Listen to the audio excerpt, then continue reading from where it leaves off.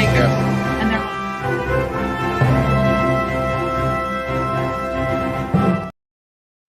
What is going on, ladies and gentlemen? It is your boy, Sean Spencer, one half of that dynamic duo that is Let's Talk Football. And you see who I'm with. The host of Mile High Minute, straight out of Chicago, my girl, Tina Winter. What up, Tina? all right. So we actually have some news other than the draft this week. Finally. And it's not Aaron Rodgers. Yes. Yes. Roger Mort. I still am not talking about him yet. We'll see. Depends on if he's going to take what he's worth or he's going to hold out or not. So we'll see what happens with that story.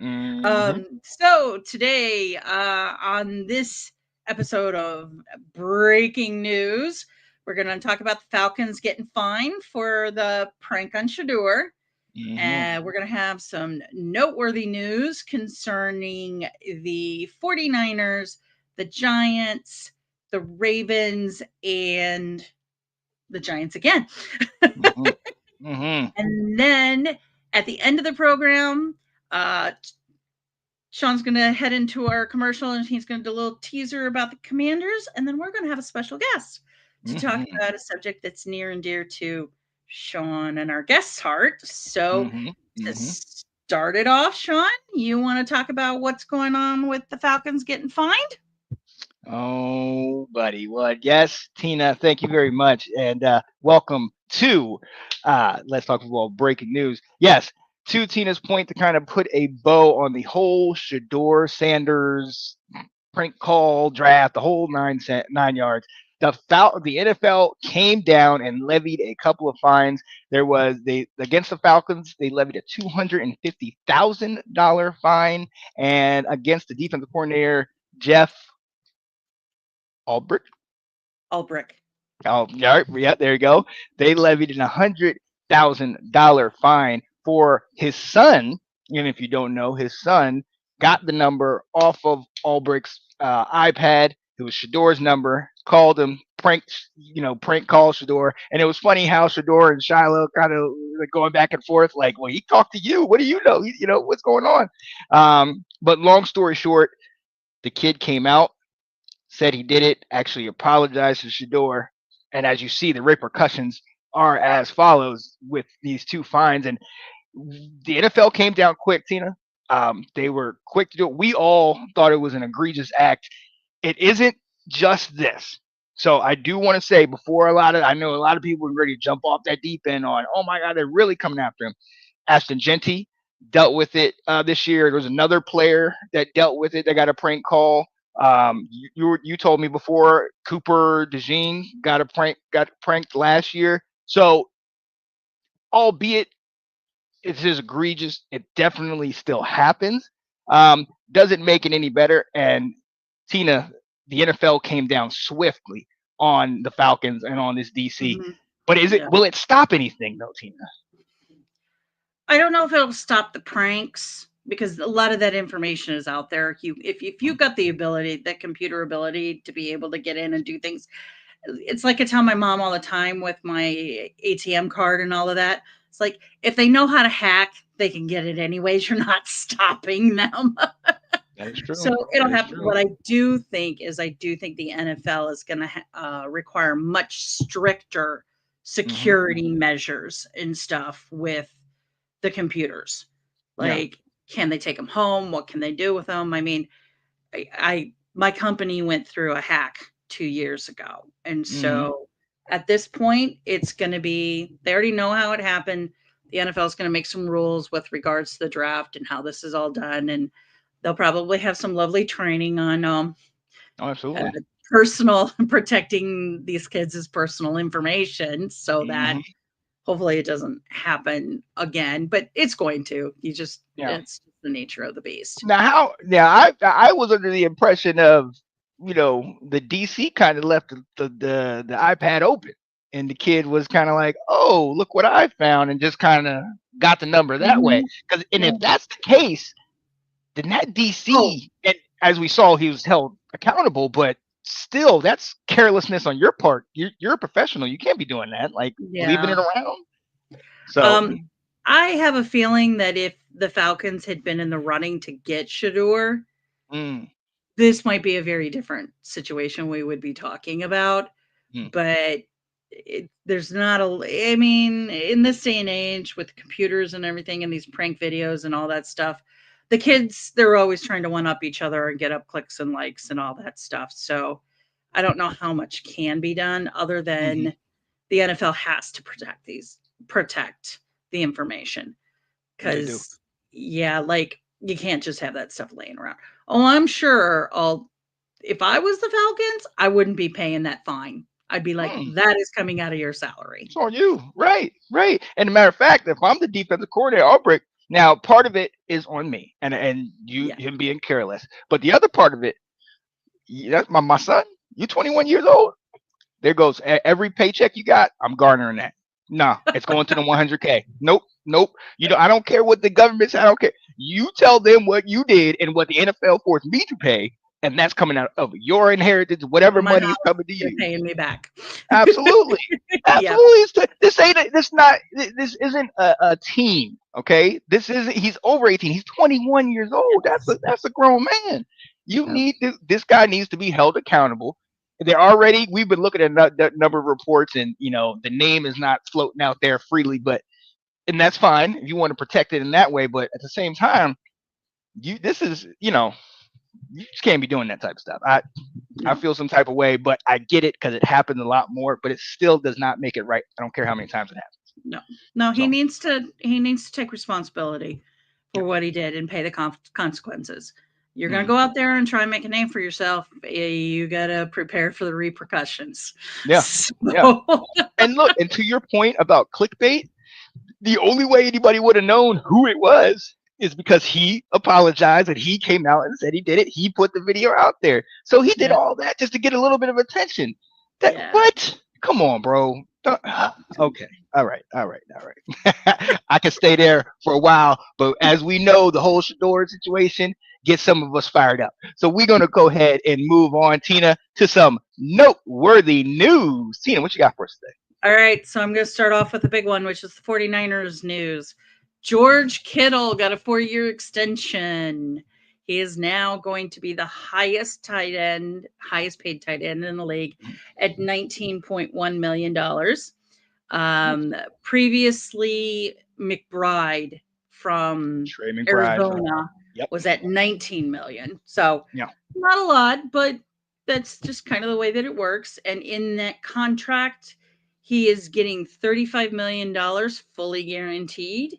Hmm. He has an $18.1 million signing bonus, Mm-hmm. and the contract will give him an additional $20 million. Wow. So Wow. um, What's the overall I think total? it's something like 38, 40 million, something like Oh, that. wow.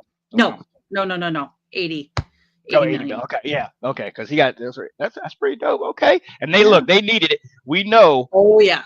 half their team But is the gone. other news that came out about this was during the draft, people were calling up the 49ers and offering them a second round pick Ooh, for Kittle. for Kittle. Ooh, okay, okay. But they ultimately ended up deciding that no, they weren't going to take that. They were going to try and work out the extension. So all right, Oh, Brock, you got one of your people back. Now you right. need to get to the bargaining table and Mm. work a deal out with the Uh, 49ers. y'all got to do something out there because look, we've seen the Broncos. You got Hufanga Yeah, on the secondary. We clearly got Debo. You know what I mean? Ayuk coming off the injury. They released Juszczyk. They resigned Juszczyk. I mean, the defense I lost knew some that pieces. was going to happen. San Francisco, this is big, and maybe that's why they let go of so many pieces so they can resign, make room for the Purdy's and the Kittles, But we've talked about it. They have been in the Super Bowl hunt the last about 4 or 5 years. They've gone to what at least one Super Bowl. They went to two, correct? If I'm not mistaken, Yeah. over the last 4 or 5.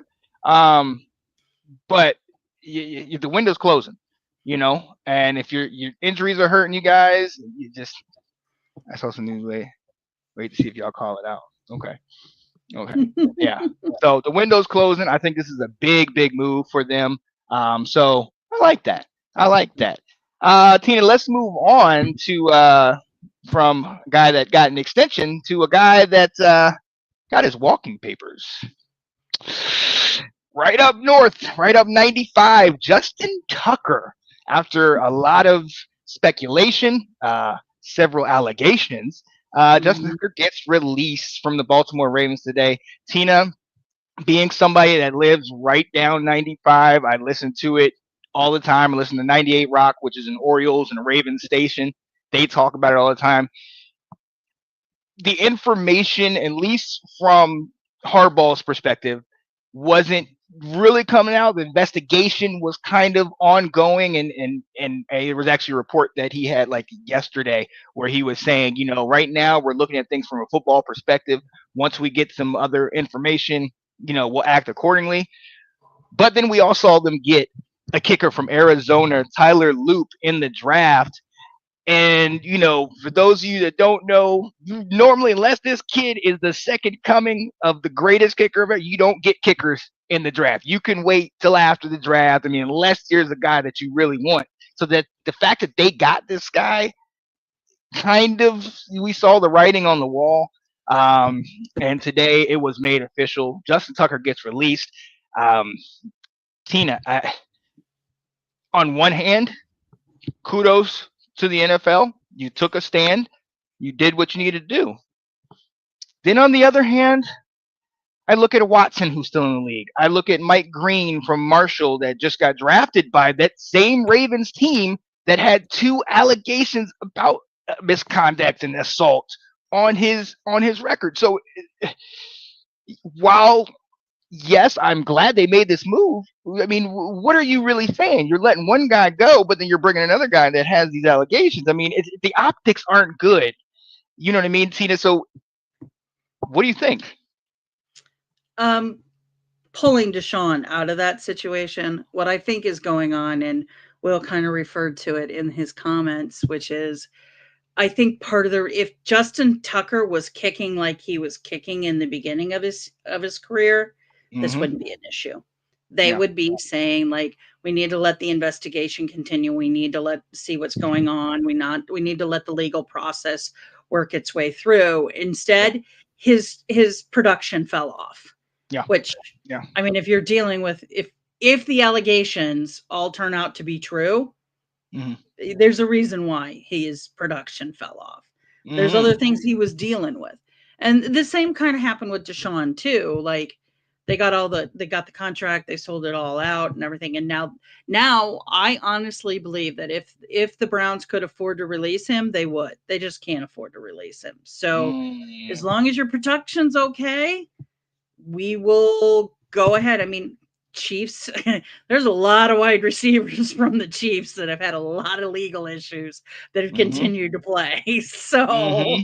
like, Shoot, legal honestly, I issues. think, Dallas Cowboys. I mean, yeah, they I live mean, off of that. there's been every team has had somebody that has gotten in trouble with law. I mean, Mm-hmm. Von Miller couldn't find a DUI that didn't have his name on it, I swear. Mm-hmm. Um, Mm-hmm. but if you produce and you're doing good, they're gonna turn a blind eye to some of that stuff Seen until it it happen. becomes a problem. Until your Yeah. production doesn't work, Yeah. then they're gonna find somebody else. So, Yeah. I mean, I'm happy about it, but let's also be honest.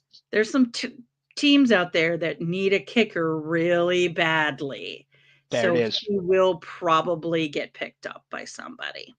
And this is something I think that we're going to have to kind of follow throughout the season. Does somebody pick him up? And I mean, shout out to our guy Will. We're going to bring him on a little bit later, but we had a situation not as extreme as this, but we had a situation where with Brandon McManus last year with all of the allegations. I know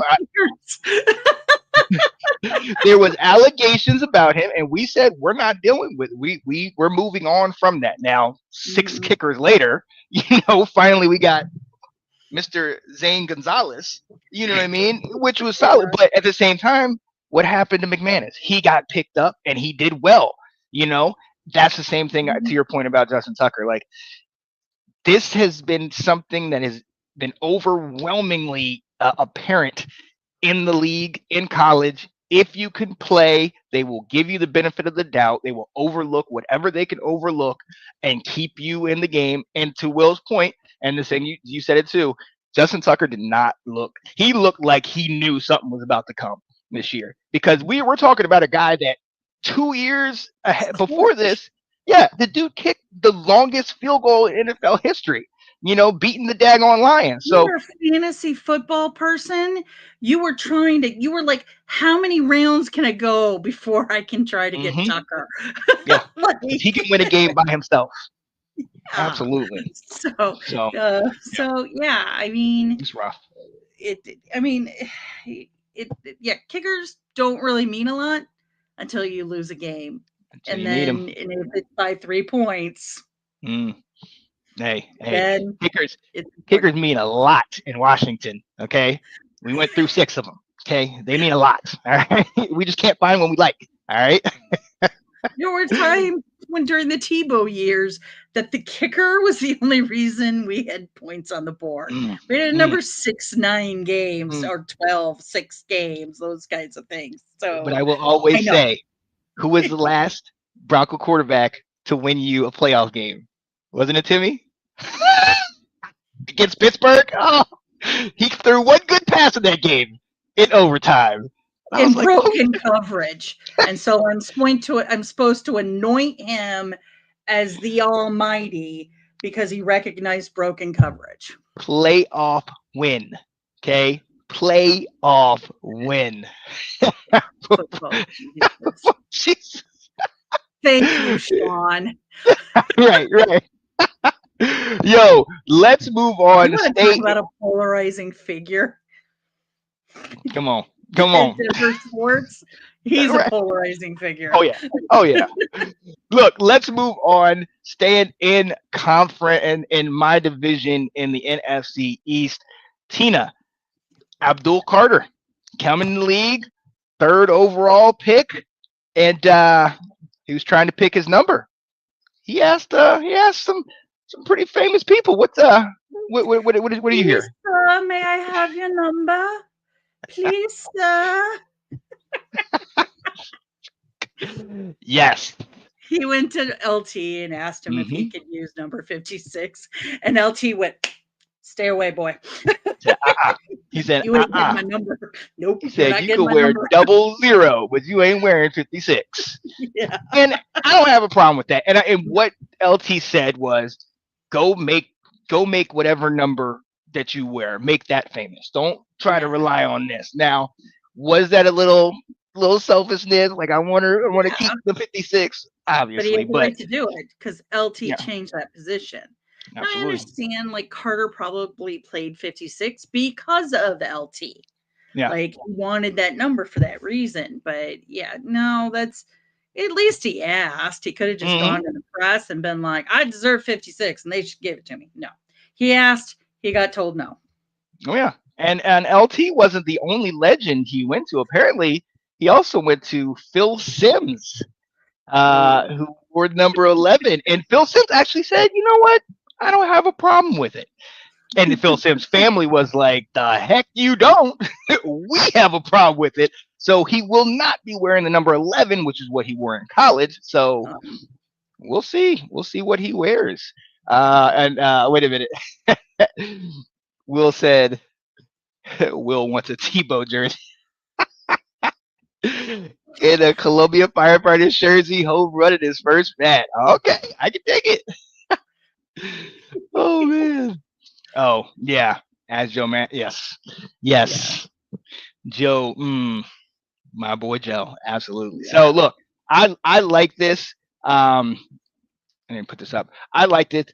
Abdul Carter, you, go Mhm. make yourself great in whatever Yep. number. We've seen numbers go to different players, and we talked about a couple weeks ago jerseys being retired, numbers being retired. I like this. Let's have the greats stay that great number, and then let him get something. If he's going to be that dude, let him create his own legacy. So I like Yeah. that. Yep. Oh yeah, absolutely. Now I'm going to come to you, Tina, because staying with that same team, there's a certain quarterback that apparently wants to come part owner. What you hear? Okay. So a lot of people may remember I kind of talked about it really quickly that there was a change in the rules in terms of ownership. The league has changed the rules that now allows private equity firms to come in and buy a 10% non-voting ownership share in the team. So if you take it, the Raiders, the Commanders, those guys are worth, a lot of the teams are now worth between $4 to $6 billion. You take the $6 billion figure, you times that by 10%, that's $600 million that these private equity firms can come in and invest in the team. So it can pay salaries, it can pay for infrastructure, it can pay for a lot of stuff. So instead of doing the naming rights like they would do with a lot of the stadiums, now you can bring in private money because there's a lot of private money out there for equity firms. And so they've been wanting to try and get into the football business, but you weren't allowed. Private equities were specifically not allowed up until last year. So it turns out that Mr. Brady started a trend, but it's a little different. I'll explain after I talk about what's going on, is that it now turns out that Eli Manning is putting together a private equity fund, getting people together to be able to invest in the Giants. And so his group, or the group he would be involved with, would own about 10%. But again, it's non-voting. They don't have any say so in the management of the company, but this can pull in an influx of cash into a team that may not have, may need the liquidity because, like I said, it can be used for different purposes and things like that. The reason why Tom is a little different is it's not a 10% non-voting. He was brought in as like a limited partner under the ownership group. This is completely different. And also the other thing is you can't use sovereign funds, but that just means you can't bring foreign money in. So, like Khan owns the Jags. He also owns a team in England. I forget which one it is now. He can't use his foreign funds to invest in the Jags. So that's kind of how it works. So you can't bring foreign money in. It has to be American funds that are here and only here and earned here in the United States. So they opened it up a little bit to kind of let people come in and get a little bit of influx of cash. So I think it's a neat idea. He's known for the Giants. Bring him in, have him bring some money in. There's lots of things you can do with that money. So, and there's 4 or 5 teams that have been approved for these 10% non-voting private equity acquisitions or influx of cash. So we'll see. There's some more coming down the pipe. It's just that they don't have the cachet or the name like Brady or Eli. Now, also, if I'm not mistaken, Richard Seymour also is in a part of that group with the Raiders with Brady, right? Yeah. So, but that's the same. Denver has Lewis Hamilton and Condoleezza Rice. So, but again, the Brady and the Broncos situation is different. This is they actually are limited partners. They do have some voting rights. They're involved in the actual ownership. This is just non-voting. Come on, and influx of cash. There's places, if you work in finance, if you've heard the names like Ares and BlackRock, and there's all these private equity firms that are out there. If you see a deal and it was like so and so, it gets gets a loan for $3.5 billion private loan. That's private equity. It's companies are investing and they're running out of things to buy. And they've been, like I said, they've been wanting to get into this for a long time, and the NFL just kept saying no. But as you see, like especially family businesses or the family-owned teams, bring in some extra liquidity into the team would allow you to maybe make improvements. You might be able to afford that contract that you, because we also know like teams are now backloading a lot of these contracts, and what used to be against the cap is backloaded and now it has to be paid by the team. So it's a nice influx. So Oh yeah. I think we're going to start seeing this more and more. So well, and that's the thing that I think is very interesting. Going with these three, Eli, Tom, and Richard Seymour, few former players now taking their, making their mark and trying to put their stake in actually being an owner. I think that's huge. We see also former players kind of also in college becoming now head coaches of different colleges and things like that, where you're really starting to see guys that were on the field now try their success off the field in some of these arenas. And I think that's balancing things out. That's going to kind of level some of the playing field. And now you got guys that have been in the game, that have a connection to the game from playing it, that can also talk to these guys coming up like, look, this is what you need to start doing with your money. This is, start investing it, start getting into some of these things so you can make that money work for you. And I think this is very, very big, along with the, teaching these kids financial literacy and, kind of getting these guys acclimated to the real world and how to actually have money after your playing days are over, and keep building on it. So I'm excited to see this. Yeah. I got one last one that Dinklage kind of told me about. I don't have a chance to check this or anything, but he's telling me that Nick Chubb is now a free agent. Really? Oh, wow. Okay. I'll have to look into that one. Ooh. So, which it's interesting, but then on the flip side, if I'm not mistaken, and Will, I know you're in the background, didn't they draft? I think they drafted 2 running backs. The Browns did. Yeah, so they did. Yeah, so we all saw how So he's gruesome going that to play this year, was. but next year he'll be a free agent. Be Yeah, interesting to see where he goes. So yeah, and we talked about it with that, how gruesome that knee injury was, and I believe that was his second time injuring yeah, that. Like for however great he was coming out of Georgia, and sometimes at the Browns he was the only offensive weapon that they had. Um, you really hate to see this for him, but you knew the Browns were kind of they've got to burn it down to the ground and just rebuild. Yep. Get what you can for the players you can Mm-hmm. when and just hopefully it's also to a situation that they can also benefit from that too. It's not just you pushing everybody out the barn door and shutting it behind them. It's let me see like how can we work with each other. So yeah. I mean, so that'll be one to be. Could it be in a similar Saquon situation where he goes somewhere else, makes a bag, and could be. Could be. So we'll have to see how that works out. See how he does during the season, because that's what's really going to make the difference. Is if he plays well this upcoming season, then he. Wait. Is he a free agent now? No, Did he he'll get be a released? free agent next year. Oh. He's in the last year of his contract. So probably what has happened is I thought they some cut him news already. writer has a friend on the Cleveland Browns, and they called him up and was like, "Hey, by the way, Chubb's not going to get an extension next year." That's crazy. Well, I get it. The injury. Yeah. Injury. Okay, cool. Am I answering my own things in the chat? No, I got a producer in the background who's speaking on my behalf. So. Like,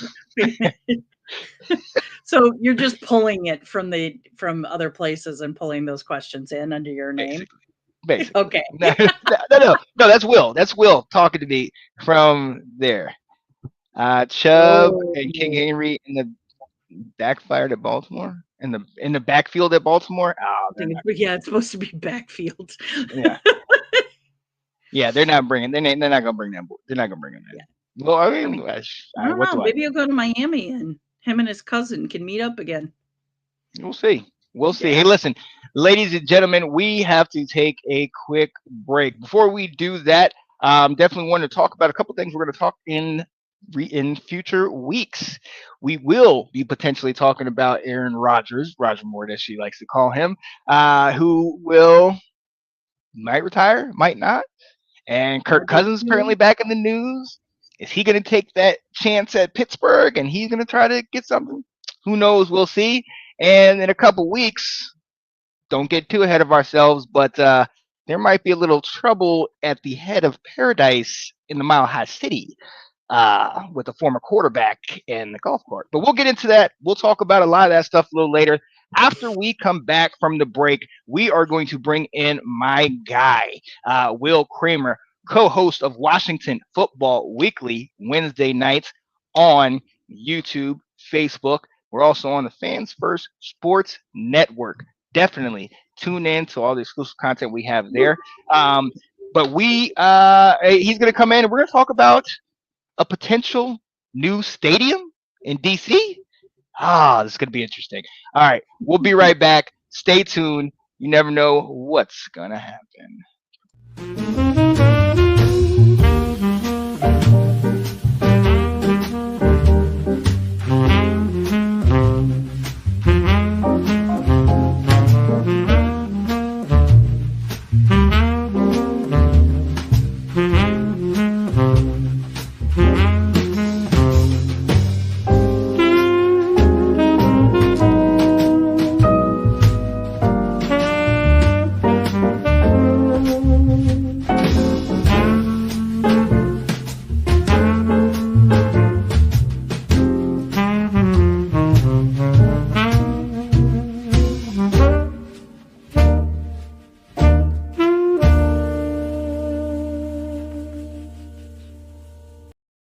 Crowds. When I first stepped into RFK Stadium, I knew I'd found a home. The roar of the fans, the energy of the city, united as one, was unlike anything I'd ever experienced. RFK Stadium was the stage for the world's greatest in sports, culture, and entertainment. All in the heart of our nation's capital. It's time to revive that legacy. Let's bring the Commanders home.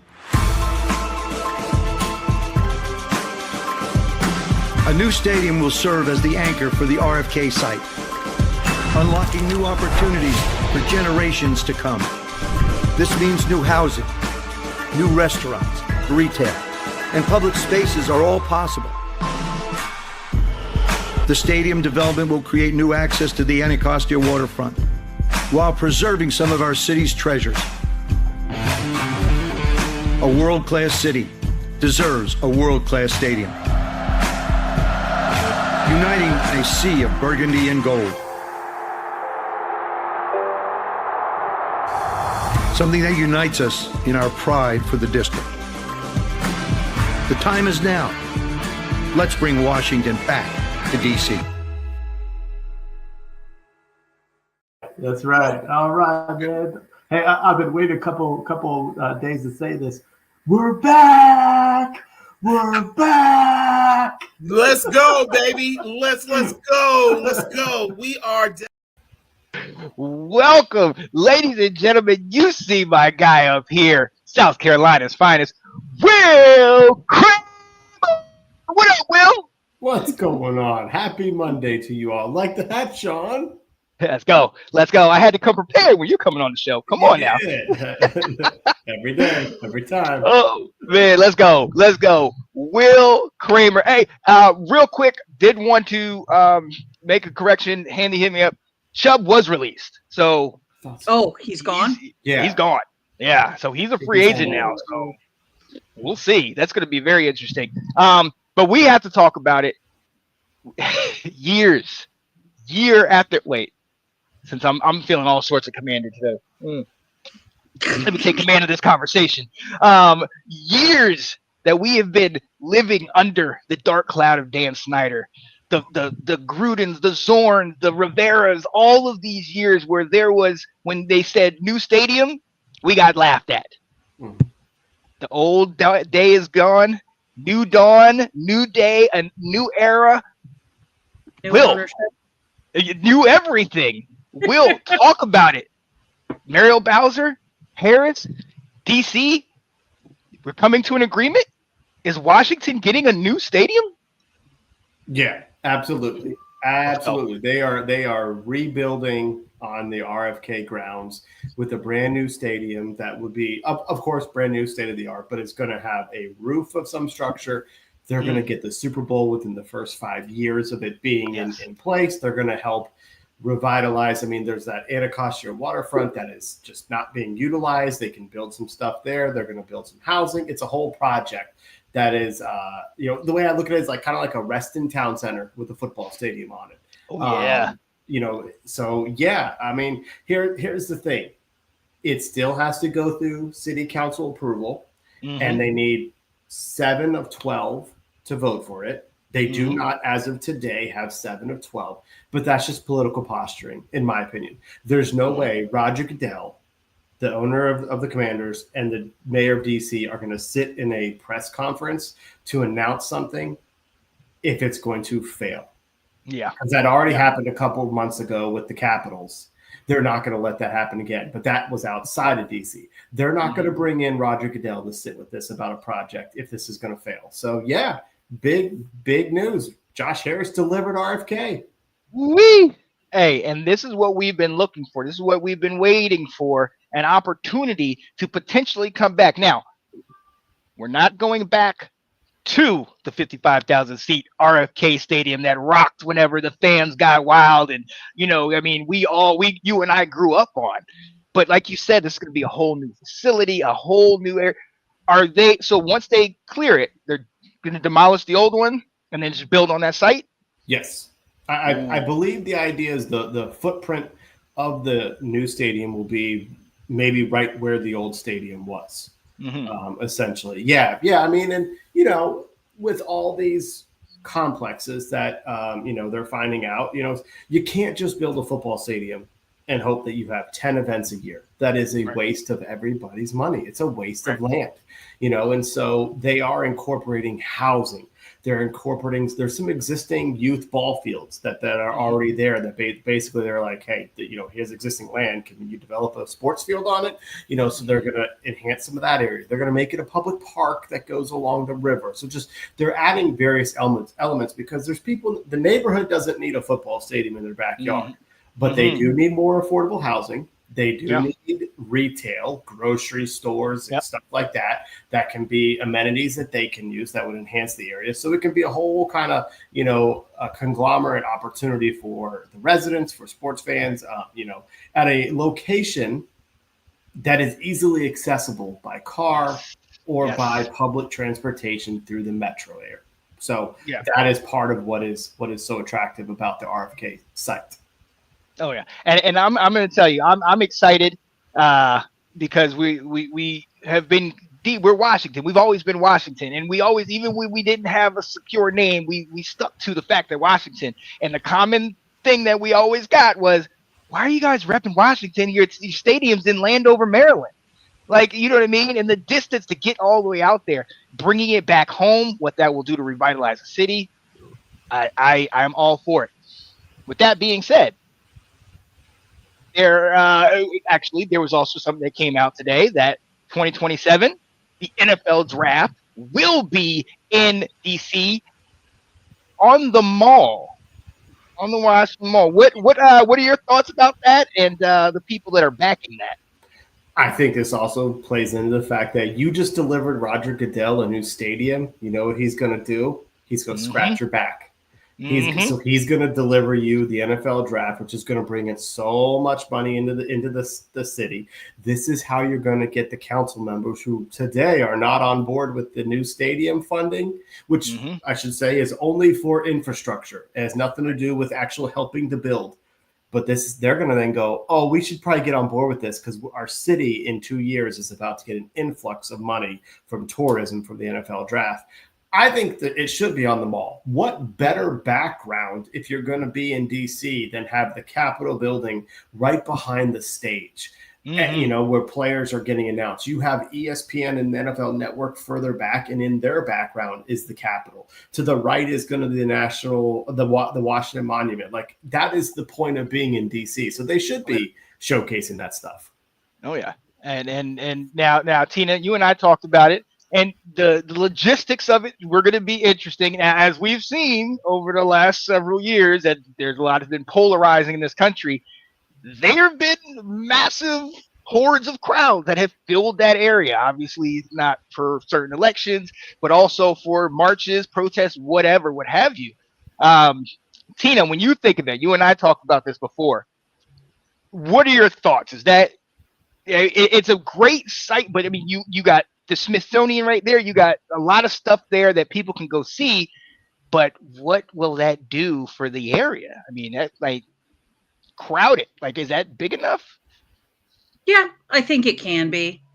I mean, the NFL said it a couple of years ago. They're going to be hosting the draft in a different city every year.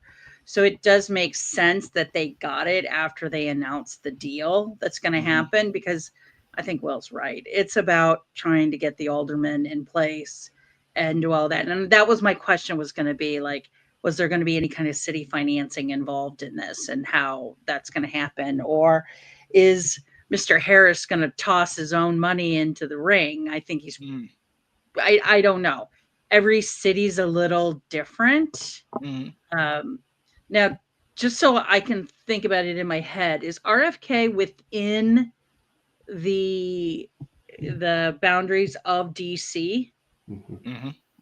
So that's not city, that's federal.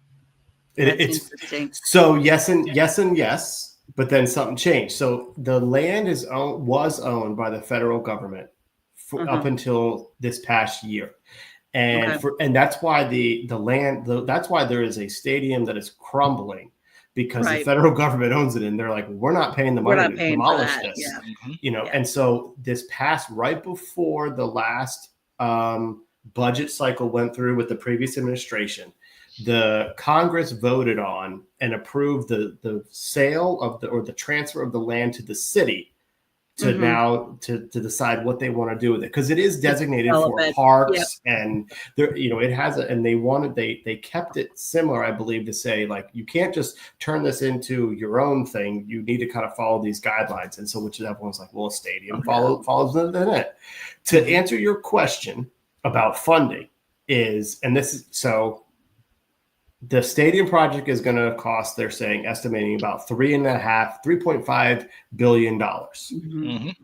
DC is putting in about $800 million into it on infrastructure only, which is the roads to get everything ready. And the mayor said this is the exact same thing.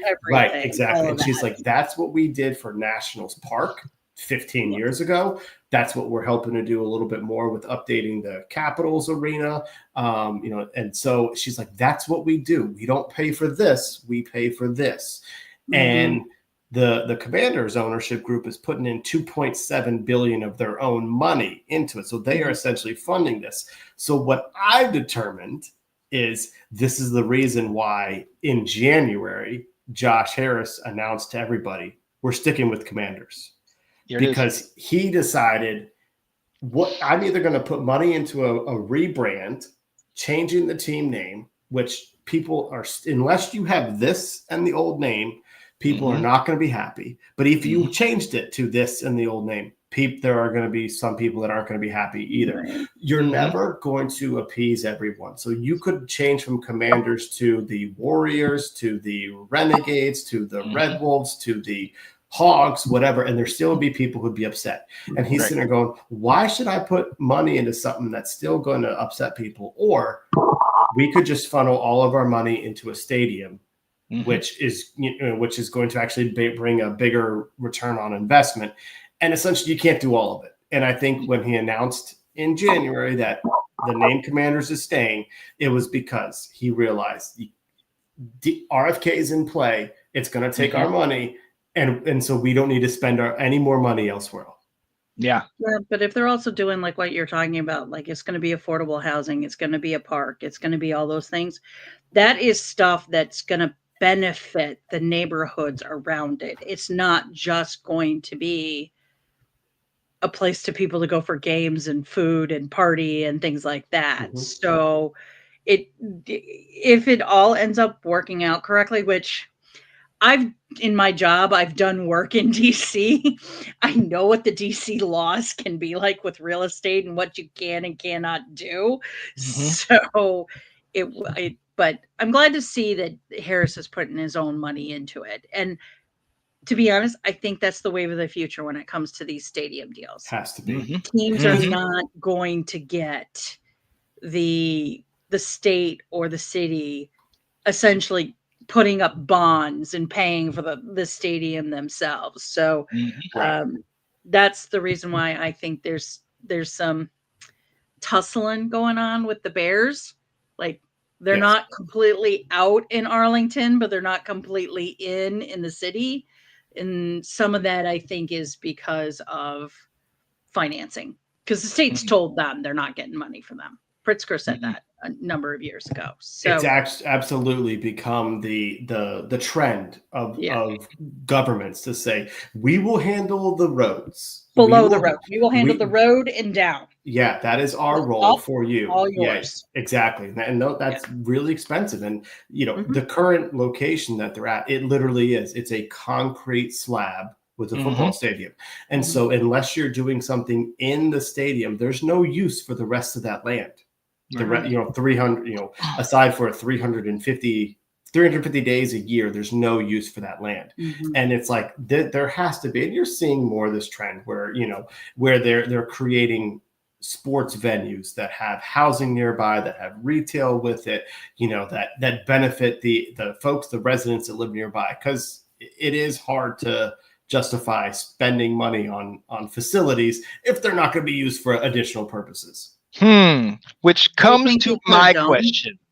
Oh yeah, they're definitely going to they're going to have a roof. They don't know how. It will have an enclosure so that they can host the Super Bowl. So they can host that's what we have to do it. But my question though, concerts. Or concerts. Yes. My question is, and I get it. This is all exciting news. I love it. Bringing back to the site, we talked about it. It's they're estimating that the project should be done if everything goes with no hiccups by about 2030. So I mean, it's something to look forward to. But then we talk about the infrastructure. We talk about all those areas around and all the things that they're going to do. My question, because Will, you and I know, you go a couple blocks past the stadium, so in the wrong direction, that there's some rundown areas. And in fact, I believe it was the alderman of Ward 9 or whatever, he was having serious complaints about them potentially bringing it back because unfortunately this kind of screams gentrification. This screams we're going to bring all this new stuff in and kind of weed out all those that are around it.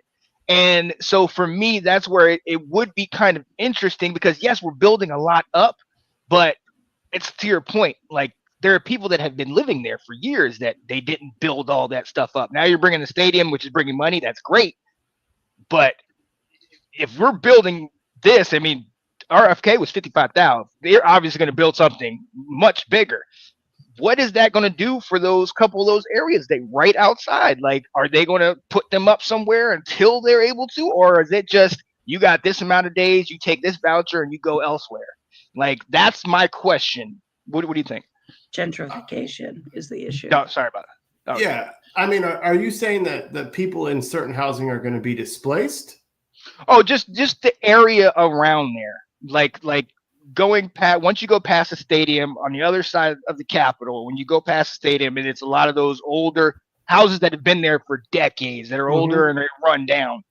A lot of times when they build up these facilities, and like we said, RFK it's on a slab and there's nothing really around there. There's a metro that drops you off like right over there, and there's a couple of routes that run around it that you can go park in. But there's nothing, like you said, like a Wrestling Town Center where you can come eat here, or even the National Stadium where you have the ball pit right there or that stuff. But then you also have B-dubs, you also have the Green Turtle, you also have a lot of different things around there. So that, I guess, is what the image of what we want. But I wonder what is going to happen to those people in those areas in the meantime, or how will they deal? Because if they're going to bring in obviously affordable housing, which is what they're saying, but if they're going to bring in nice housing, because you're going to want to have a nice scenery around it.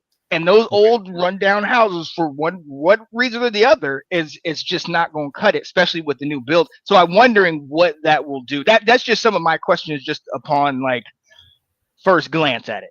Right. No, yeah. I mean, it's a good question. I think the only thing that they are considering is the fact that the additional stuff that will be built. Not they're going to be building a lot more restaurants. They're going to be building grocery stores, pharmacies. That they are going to be bringing in amenities to folks within walking distance. And so they will be improving with the building of new stuff, the stadium and all around it. They will also be assisting to improve their quality of life. I would be imagine what I would be anticipating. They are thinking by bringing in all this stuff can do for folks who already live in there. Yeah, I'm hoping. The thing is when you're bringing in that kind of cash, you do have a certain level of gentrification that does happen. There's going to be people that are going to try and develop the area because it's now an area that a lot of people are coming into. There may be people who are going to be living there year round that didn't live in that neighborhood before, because affordable housing is only going to be so much. You need a profit for those things to come in. So I think a question of how much gentrification may happen is a very legitimate thing. And I think that's probably where some of your aldermen, if they're from some of the poorer neighborhoods and that kind of stuff, wondering how is that really going to happen? What's going to happen? Are you going to be taking people's land? Are you going to be buying it? Because, I mean, cities don't do eminent domain anymore. They buy the property. Right. Outright. They're not just grabbing it and saying it's mine, because courts have said you have to pay people for that. But it'll be interesting to see, because like I said, I mean, it is the city, but it's also part of the district and federal. So there's going to be a push and pull there on that one. So yeah, I think it's a great idea just because of the cachet of the name. Of your guys' history there of Theismann and what was it? What were they called? The Hogs? The Hogs, baby. Yeah, like all of Rigo. that. So yeah. And Doug Williams, of course. You remember Doug, right? Yeah. Do you remember Doug? Super Bowl 22? Sorry. I'm sorry, Tina. You know I love you. But look, this is exciting. We know it. Bringing it back to our childhood, you will be able to bring your kids up to at least a site in which we grew up watching and things of that nature. And I do think this is going to be pushed. And the fact that we saw the NFL draft now and Goodell and all of them and bringing it here. I love this. Josh Harris. We know him being an owner of the 76ers and New Jersey Devils, where it's kind of like he said, trust the process. Yep. And he's everything that he has said, everything that he has put his attention to is blossoming. And I do think we're going to get a little bit of more push from the commander in chief, who has made himself aware, made himself known in these times with all the different things that are going on. What part, and we're not going to get political, but we've seen when certain people get involved, things get fast tracked. What part do you think that will play in as far as getting the money through and getting this project started? That's kind of an interesting question, because a part of me wants to say, well, he has no jurisdiction here, so none. But then what does he follow lines? Right. So everything is his jurisdiction in his mind, But I do think there is a timeline that they know of. The city council needs to vote on it this summer, because they need to start breaking ground. If they, it's 2025, we're almost halfway through 2025, and if you want to build a stadium, you've got 4.5 years to get it done. So that they got to get moving on it. Yeah, publicly, will he probably speak out about things like that? Yes. Does that actually change the council members' mind, what he says publicly? I don't know. I can't speak on that, So it also may be something, Josh Harris was the one who allowed him to announce the deal of the NFL draft today. So he also played to his ego to say, would you like to announce what's coming to DC? Which you had nothing to do with, but would you like to announce it? Sometimes people got to stroke the ego. And I mean, look, this is where we are. And all of a sudden, it's crazy. I was telling Tina, I was like, all these years with Dan Snyder and all this crap that we dealt with, he didn't care anything about us. Now, all of a sudden, I like this quarterback. He's going to be good. I like this. They're bringing this stuff back. And it's like, oh. But look, it is what it is. The new stadium potentially will be here by 2030. Obviously, the draft is coming 2027. New dawn, new day. The era has changed. Things are definitely moving up. Hopefully, we'll have continued success on the field. But hey, we're getting a new stadium, man. What are you gonna tell the boys, man? Are you going? Are you going to the inaugural? Actually, real quick. Are you, when they kind of take down the stadium, if there's a way that we could get some rocks or something from RFK, are you getting some grass? Or you get they already did that. They allowed people to come and get seats and all this. I mean, it's not much left. I'll be honest with you, and part of this is because I live 8 hours away. Yeah. I'm not really affected by the stadium stuff. I was like, okay, that's good. That's great. Good decision. It's where it should be. And I'm like, okay, moving on with my day. Because I'll be watching from TV, which, I mean, that's kind of the way the NFL is anyway. You can get a better view on from home anyway. So I was not as emotionally tied into where they did it. From a business standpoint, I'm like, you have to go to RFK. So I'm glad they were able to get that done. But I was not just like, I'm there opening day. Yeah. I will say our good buddy Jack said, if it gets to be about week 4, week 5, and we got a 3-1, 4-0, something like that record, he said I might cave. And if Jack Niedermeyer caves, I think I'm gonna have to go. I didn't say I wouldn't be willing to go if we're good. I'm just saying the opening of the stadium's not going to get me there. But if we're a Super Bowl contender, like I think we will be for the next 20 years, I'll be there. Let's go. I love it. Now, to that point, and I think Will made a great point, and then we'll kind of put a bow on this. Will does live in South Carolina, 8 hours from here. One of the reasons why I did not like that they were potentially, when they were talking about the Capitals and the Wizards and bringing them to Virginia, traffic. Now that they're bringing it back to D.C., now mind you, I live 45 minutes to an hour from D.C., so I won't deal with that as much.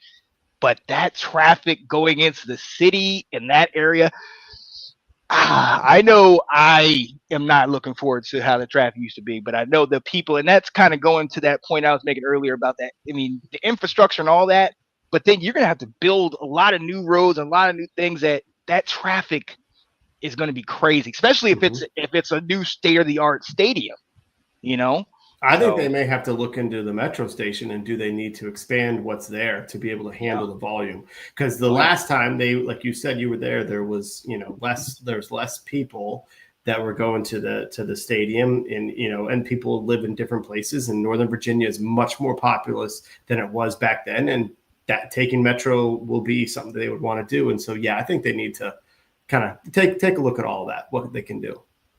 Yeah, but doesn't DC have a pretty good, their metro system is actually pretty good that you can get from further away. They'll just have to, part of what's going to happen for like the next 3 or 4 years is they're going to be doing impact studies. What is the traffic going to be like? What is going to be the strain on metro? What is going to be the strain on this and all of that? So I'll have to do all of those studies in order to get everything ready to have budgets for construction and all of that. So if they want to have something by 2031, then they're going to have to get going very, very quickly. The thing is, in this day and age, you can build a stadium in a couple of years because you've got an owner that has the cash that he can pay for that overtime kind of stuff. where 10, 20 years ago, it would have taken 10 years at least. Will they have building supplies to be able to build the stadium in the next couple of years? Another. Are we going to have ports that have supplies? Well, that is a completely different question. Are we going to be able to afford the cost of steel? This could all be a pipe dream. It's not like, that's the kind of, I work with a lot of construction loans and things like that with the companies that I work with and stuff. That's already built into the budget. Like that gets built, like the price of steel that day is what gets built into your budget. So it is going to be, but if all of it was to come back automatically, we probably you wouldn't be using steel right away from the States. That it's not that kind of flip. Right. So and they've already expanded it in anticipation for whatever they had coming. They've already expanded it all the way from Maryland, I think, as far as at one point, and then goes all the way down towards Leesburg, which is about an hour and a half, 2 hours from DC. So they've definitely expanded the metro, and and potentially building up for this. So they might continue to build up on that, and that would be great. But hey, we're gonna see. I'm glad that this is something that we talked about. I used to read Word Up magazine. Yeah, so did I, Anthony. But I'm glad this is something on the table. I'm glad this is something to talk about. Washington, more positive news. Right now, we're getting a new stadium. So look, we got to get out of here. Before we do, I didn't want to miss this. We got two people in the Let's Talk football community that both celebrate their birthday today, and I wanted to shout them out. Our guy Ben Cornett. And Ben Cornett, host of Have At It, the 2-3 Ben Zone, and Face the Heels. And our girl, San Francisco, Where's My Disco, Nicole Oppenheimer, diehard Saints fan. Shout out to you guys. Hope you guys have a great, great birthday, and hope all is well. Hope your teams do well this year, unless they play Washington. Just keeping it real, but I still love you guys. Let's go. Hey, we got a new stadium. We're on the ascension. All right. What did my man Will say? Meteoric rise. That's us. That is us. Yeah, buddy. Well, look, ladies and gentlemen, we appreciate you guys being here. We're gonna head out of here. Appreciate my guy Will Kramer joining us, talking a little Washington talk. Thanks for having me. We will be back. Will confirm Wednesday night. Yes, talking about recapping the draft. Obviously, maybe even a little bit of this news. And all things coming from Washington. We're excited to see, what's going on. And then my lovely partner, Tina Winter, who will, down the line, we'll be talking direct Broncos stuff when you get the gang together. I know I'm letting let them have a break. Also, I did. Do you want to briefly? Yeah. Talk about it. Briefly. Friend of mine. From college, one of my good girlfriends and stuff, she wrote a book about her time when she was the gymnastics coach for someone you guys might know. Her name was called Simone Biles. It's called The Balance. It's about Amy's life, how she became the coach that she became and everything. So if you know someone that is into coaching, whether it's a little league team or something like that, or just some girl or boy who's into gymnastics, go out and grab the book. It's called The Balance by Amy Borman. And right now it's the #1 sports autobiography on Amazon. So getting a lot of play. I've been hearing stories about Simone for like the past 10, 15 years. But yeah, it's a good book. It's really well done. She talks about her life in Chicago and what it was like for her growing up and how all of those college years. The college years. College years. There may or may not be a reference in there. I need to get the book to see. But how that all kind of shaped who she is and why she coached the way she did, which was different than what the standard practice kind of was in gymnastics at the time.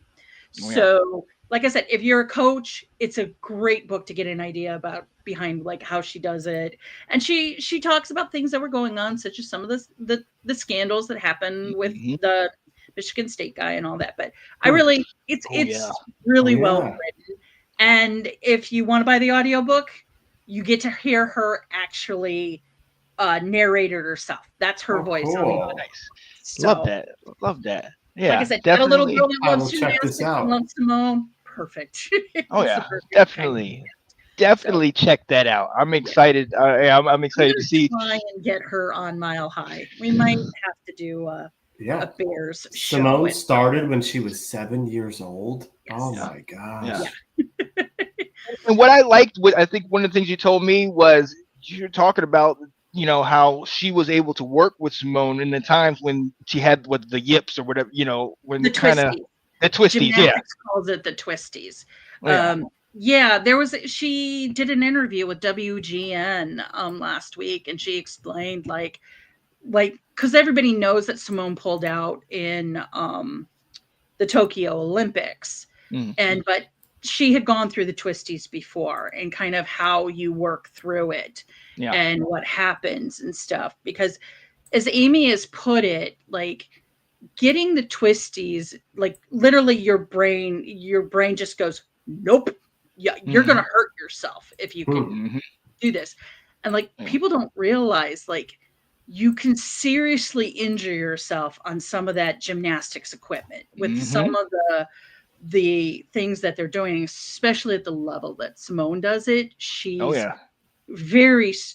she's been in gymnastics longer than a lot of people. Usually by this point, people have retired. Now she is retired. So, but I mean, she's just, Amy just said she just kind of like bopped in and Love it. worked with her all the way through. So again, she had a new way of doing things. And so that's why it's called The Balance, because it's about how she came up with a balance between in her life and also with coaching too. So that's huge. I love that. Hopefully if Amy sees this clip, she'll think I explained it correctly. There we go. We'll make sure we get it out to her. Bring it out. If I had the book, I would show you guys, but this would just be I've been, like I said, I've been hearing about it for a couple of years, but way, very, very babies. They are babies, and there's a lot of pressure put on, especially like she explains like how it all works, like getting up to elites and all the different levels and stuff. And there's a lot of pressure put on those girls at a very young age. So there's a reason why some of them have the issues that they had when they were training, after they were training, some of that stuff. So she's got a very, I think she's got a great attitude towards it. So, which is essentially like their kids, they're teenagers. They're going to have days that they can't do gymnastics. You can't just be 100%. So give it a try, guys. Like I said, I think it's written pretty well. And I think she tells a really good story.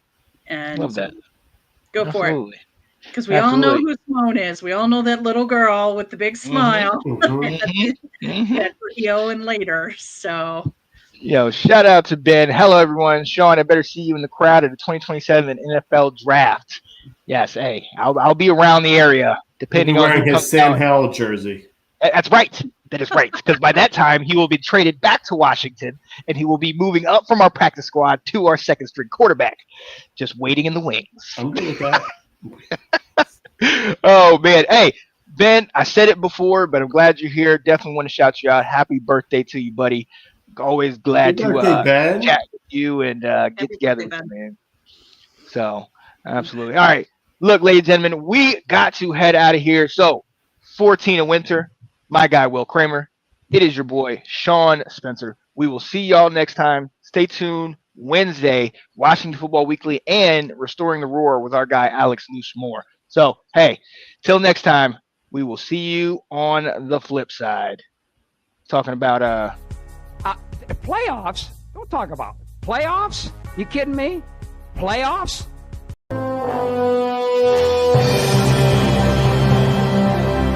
Washington had no hesitation in this offseason. They hired Bob Myers, the special consultant. They're taking advantage of the fact that players and celebrities public figure. Yeah.